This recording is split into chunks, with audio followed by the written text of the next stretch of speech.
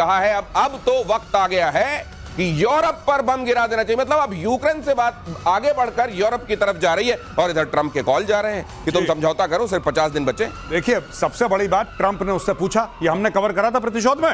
Trump ने बोला, Zelensky क्या तुम मॉस्को को मार दोगे? ज़ेलेंस्की ने बोला हाँ। फिर इसने बोला मैं तो न्यूक्लियर मार दूंगा, पुतिन ने। फिर ये कहता अच्छा सुनो, तुम मॉस्को को फिलहाल छोड़ दो। ट्रंप ने यू टर्न ले लिया। टैको बोलते हैं, TACO, टैको, खाने वाला टैको होता है। एक टैको है ट्रंप ऑलवेज चिकन्स आउट। ये अमेरिका में बड़ा फेमस चल रहा है आजकल, ट्रेंड कर रहा है अमेरिका में। टैको मतलब ट्रंप ऑलवेज चिकन्स आउट। ये भाई आज धमकी देता है, कल बैक ट्रैक। इसलिए मैंने बोला था, सबको मैं बोलता हूं, जब ट्रंप धमकी देता है घर जाओ, 3 दिन के लिए सो जाओ। ये 3 दिन के अंदर भाई अपना दिमाग बदल के कुछ और कह देगा। ये जो टेंशन नहीं लेने का, ये जो आप टैको कह रहे हैं जी, पीके श्रीवास्तव सर, हिंदुस्तान में तो इसके लिए पलटू राम कहा जाता है, किसी एक नेता को आप जानते हैं। तो अब वो पलटू राम भी कई बार कॉम्प्लेक्स में आ जाते होंगे कि यार मैं कहां ठहरता हूं इनके आगे। बिल्कुल नहीं ठहरते, आप बिल्कुल सही कह। ट्रंप के आगे आज कोई नहीं ठहर पा रहा है ना। इतनी पलटी हमने यही देख ली है। और टैको वर्ड वहां बहुत पॉपुलर है। टैको बेल्स करके टैको मिलता है और लोग खाते रहते हैं। अब लोगों ने टैको का एक्सपेंड कर दिया कि भाई ये हम खा रहे हैं। Trump always chicken, Trump always chicken. और ये टैको आजकल बड़ा चल रहा है ना। मैंने पहली बार जब देखा टैको है क्या, रोटी के बीच में हमारी जो सब्जी बीच में हम दबा के खा लेते थे ना, बिल्कुल आज भी खा लेते हैं रोटी के बीच में। अब वो उनकी रोटी के बीच में सब्जी दबाते हैं तो उसको नाम देते हैं टैको। आपको लगता है अरे बड़ा फैंसी नाम है, ये है टैको की हकीकत। और टैको की हकीकत वो जो ट्रंप कर रहे हैं। अगली खबर यह है, ईरान के 2 बड़े कमांडरों की मौत। 5 दिनों में हुई दोनों कमांडरों की मौत। ईरानी कमांडरों की मौत के पीछे कई दावे हैं। कहा तो यह भी जा रहा है कि 1988 में कोई केमिकल वेपन मारा गया था इजराइल की तरफ से इन दोनों को, एक तरीके से डंक मार के छोड़ दिया गया था। और ये 38 साल बाद भाई लोग दोनों सिधार गए। मतलब ये भी चल रहा है। अब वर्दी पहनने वाला नहीं कोई ईरान में। वर्दी पहनने वालों की कमी होती जाएगी।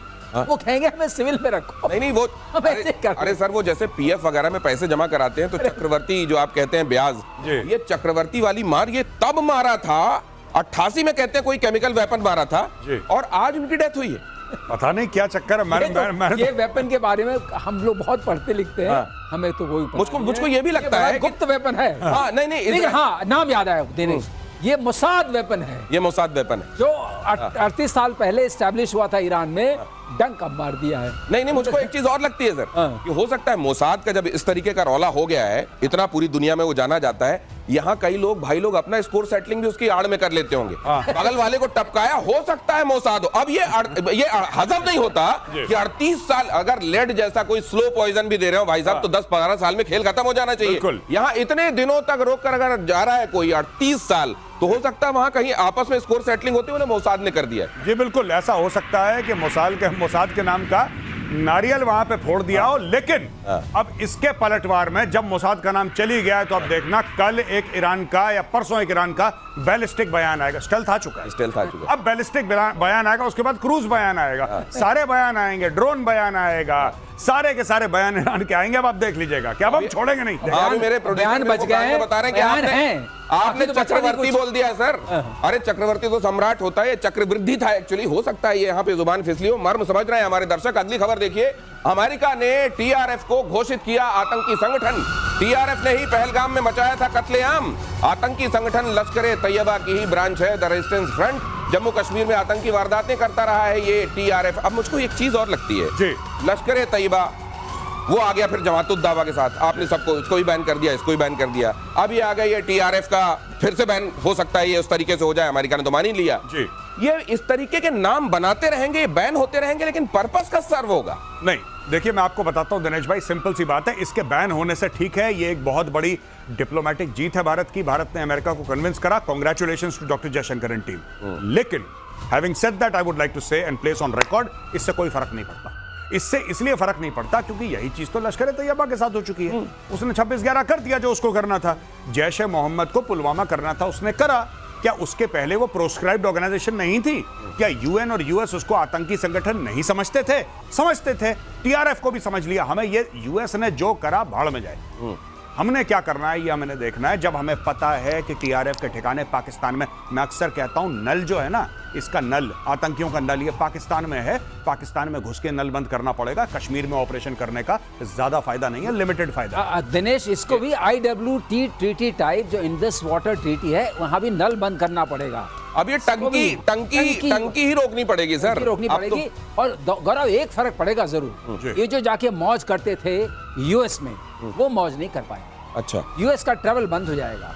और अगर उन्होंने तो सर ये बताइए, द रेजिस्टेंस फ्रंट की जगह ये द रेजिलियंस फ्रंट नाम से आप सामने आ गए। नाम वहां हाँ, तो नाम बदलेंगे फिर सामने आ जाएंगे, सामने आ जाएंगे, ये बात है। लेकिन ये बंदे जो उसमें अभी लिस्टेड हो गए हैं, इनका जाना आना बंद हो जाएगा यूएस में। इनका अगर कुछ वहां घर वगैरह है तो फ्रीज हो जाएगा। इतना ही फर्क पड़ेगा। ये तो वहां जाना चाहते हैं सर, यूएस कहां जाना चाहते हैं? नहीं, ये वाले नहीं जाना चाहते। नहीं, यूएस में चाहते हैं। 72 यूएस में थोड़ी मिलती है, तो ऊपर मिलती है सर। लेकिन 72 हूर औरों को भेजेंगे ना, जो मदरसे में रखा है। तो मैं भारतीय सेना से रिक्वेस्ट करूंगा कि ये ऊपर जाना चाहते हैं तो आप व्यवस्था कीजिए, फिर व्यवस्था कीजिए, फिर तो किसी भी नाम से आए व्यवस्था हो जानी बहुत बार चाहिए। कह चुके हैं कि प्रीएम्प्शन इज द बेस्ट वे। हाँ, और वो जो आप कह रहे हैं ना सर कि नल बंद होना चाहिए, अब तो सर तारा सिंह टाइप नल उखाड़ देना चाहिए सर। हाँ, अब और आधे पाकिस्तानी पहनते हैं, अब देखिए जरा, आप देखिए पाकिस्तान, जज्बा देखिए आप, आधे पाकिस्तानी पहनते हैं सेकंड हैंड कपड़े।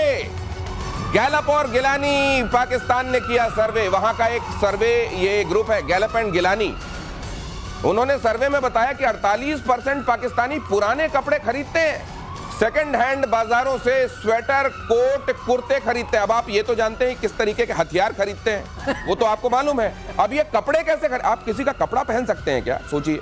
और मुझे तो लगता है कि ये किस तरह के कपड़ों पर किया गया है, जो हम अंदर पहनते हैं कपड़े, क्या उस पर भी ये सर्वे। और मैं तो ये कहता हूँ ये निश्चित रूप से वैसे कपड़े भी सेकंड हैंड पहनते होंगे। राम राम राम। हाँ, मुझे तो ये लग रहा है सर। और ये गैलप एंड गिलानी, ये 48% लोग जी सर कैसे पहन सकता है कोई दूसरे का कपड़ा? पहन रहे हैं, उतरन पहन रहे हैं 48%। अच्छा, लेकिन किसकी? अब पता नहीं सर, जिसकी ये सर ये नहीं, मुझको लगता है सर आधे साल इनके चीन से आते होंगे, आधे साल अमेरिका से आते होंगे, बाकी बचे खुचे समय में तुर्की दे देता हो। जो अंदर की बात कर रहे हो तुर्की से आता है। जो आप बात कर रहे हैं अंदर की, वो मामला तुर्की से आता है, ठीक है। और बाकी जो है वो थोड़े से अमीरी वाले कपड़े अमेरिका से और नॉर्मल वाले चाइना से, जो अमेरिकन ने पहन के फेंक दिया, जो चाइनीज ने पहन के फेंक दिया, और जो तुर्की ने अंदर वाला पहन के फेंक दिया, वो डायरेक्टली पैक करके भेजो as aid package to Pakistan. ये खुद ही कह रहे हैं भाई साहब 48, ये कौन से 48? ये यानी कि हाफ ऑफ पाकिस्तानी पॉपुलेशन उतरन पहन रही है। मतलब ये क्या कहना चाह रहे हैं आप, मैं समझ गया जी। आप ये कहना चाह रहे हैं कि गैलप एंड गिलानी की जगह अगर गैलप एंड सम स्वेट होता या कुछ और होता, गिलानी ना होता उसमें, तो ये 48% की जगह 98% होता। आप ये कहना चाह रहे हैं शायद। ये अगर ऐसा है तो ये अंदर की बात है, आज सामने आ गई है, ये बाहर आ गई है। असल में पाकिस्तान को लगता है सेकंड हैंड की आदत पड़ गई है। सेकंड हैंड सिर्फ कपड़ों तक सीमित नहीं है, पीके श्रीवास्तव सर ये आपको बताएंगे सर। देखिए, कपड़े नहीं है तो लंदा बाजार है वहां पे।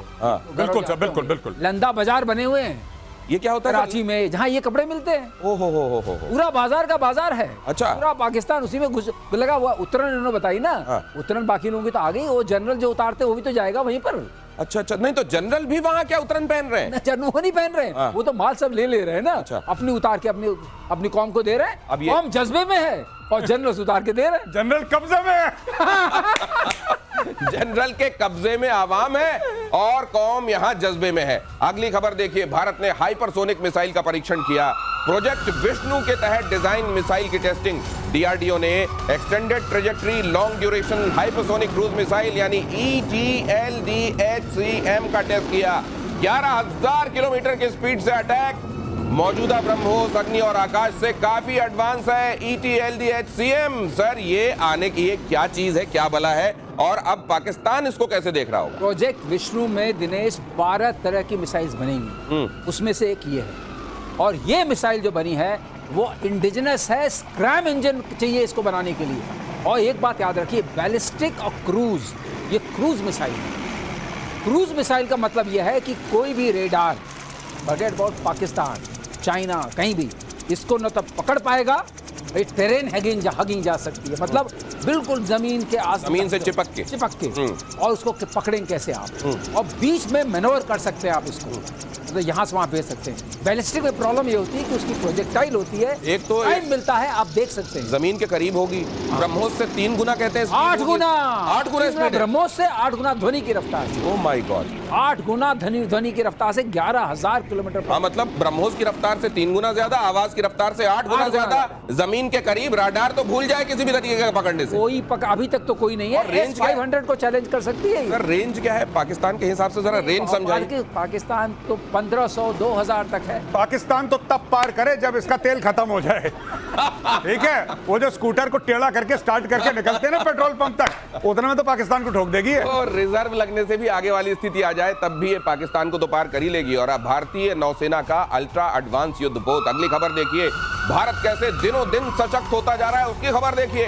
अल्ट्रा एडवांस युद्धपोत पहले दौरे पर चेन्नई पहुंचा। चेन्नई पोर्ट पर आईएनएस नीलगिरी का जोरदार स्वागत। स्वदेशी आईएनएस नीलगिरी अगली पीढ़ी का स्टेल्थ फ्रिगेट। 15 जनवरी को पीएम मोदी ने युद्धपोत का कमीशन किया था। आप देख रहे हैं नेवी को हर दिन कैसे स्ट्रांग बनाया जा रहा है। हर एक दिन आप नेवी से जुड़ी कोई ना कोई खबर देखते हैं और इसकी वजह यह है कि भारत ये समझ रहा है, और ये मेजर गौरव आर्य और पीके श्रीवास्तव हमारे दोनों गेस्ट आपको लगातार ये बताते रहे हैं कि भारत का जो समुद्री तट है उसको पूरा महफूज करना है, और साथ में चाइना की तरफ से हमारे समुद्री इलाकों में आने वाली थ्रेट को आने वाले दिनों, और पाकिस्तान तो है ही, उसका कराची भी हमको लगातार देखते रहना है। सर ये हर दिन जी आपको नया चैप्टर अनफोल्ड होता हुआ दिख रहा है नेवी? सिर्फ चैप्टर अनफोल्ड नहीं दिख रहा है, ये चैप्टर इंडिया में लिखे जा रहे हैं, ये सबसे बड़ी बात है। हाँ। ये और नेवी का मैं बता रहा हूं आज की तारीख में भी 95% of the stuff that the navy uses and manufactures is inside India. Navy का डिजाइन ब्यूरो है, नेवल डिजाइन ब्यूरो इसको बनाता है, डिजाइन करता है। गार्डन रीच शिप बिल्डर्स हैं, कभी आपके मसगांव डॉक्स वाले हैं, मुंबई वाले, वो बनाते हैं। ये सारा का सारा माल अंदर बनाया गया है, स्टेल्थ फ्रिगेट्स बना रहा है। अब देखिए ना, विक्रांत बना दिया कि नहीं बना दिया, तो फिर ये सब क्या चीज है इनके लिए, बहुत बड़ी बात थोड़ा है। So they are making the top platforms in the world for the navy and they are making it in India. ये सबसे बड़ी जीत है। सिर्फ ये नहीं कि नेवी में नया जहाज आया, ये जीत नहीं है कि नेवी में जहाज आया, जीत ये है कि वो it is made in India by an Indian.